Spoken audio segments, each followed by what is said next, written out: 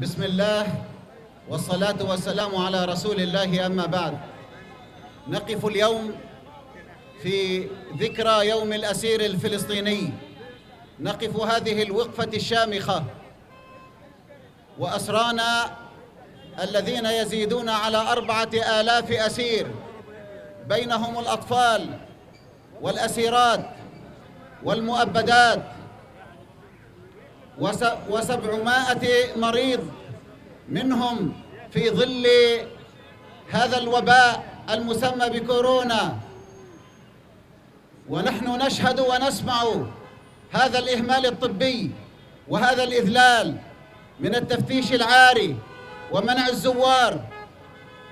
في هذا اليوم، يوم الأسير الفلسطيني، نحمل في جعبتنا رسائل، أولاها أن سياسة الأسر هي سياسة الشيطان وسياسة الكافرين دوما على مدار التاريخ.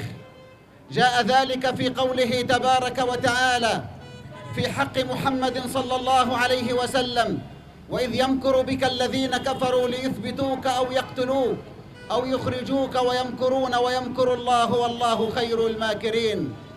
إذن هي سياسة الأسر أو الإبعاد أو القتل، وهي سياسة الفراعنة. قال فرعون لنبي الله موسى: لئن اتخذت إلها غيري لأجعلنك من المسجونين. وهي سياسة أهل الخنا والفجور والفاحشة.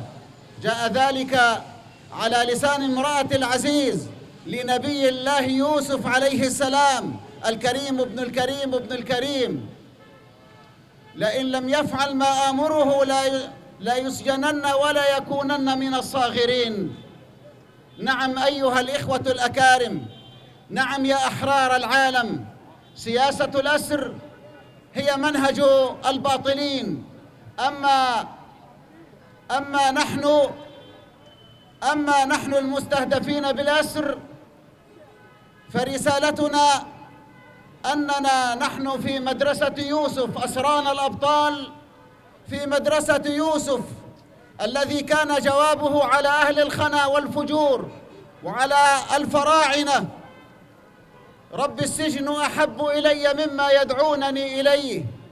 فكان أسيراً في مدرسة يوسف عليه السلام. ويأتي هذا اليوم وهذه الوقفة التي تتعانق مع ذكرى الأسير المبعد الشهيد أسد فلسطين، الشهيد الدكتور عبد العزيز الرنتيسي،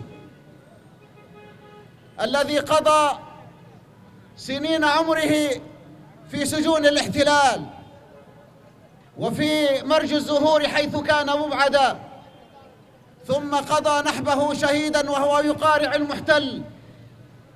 وهكذا هم أسرانا الأبطال. والنبي صلى الله عليه وسلم رسم لنا منهاجا واضحا في تحرير الأسرى، إذ أنه صلى الله عليه وسلم عقد بيعة الرضوان تحت الشجرة، بيعة على الموت. لأجل ماذا؟ لأجل أسير واحد، وهو عثمان رضي الله عنه. أسرته قريش وأشيع أنهم يريدون قتله، لذلك عقد النبي صلى الله عليه وسلم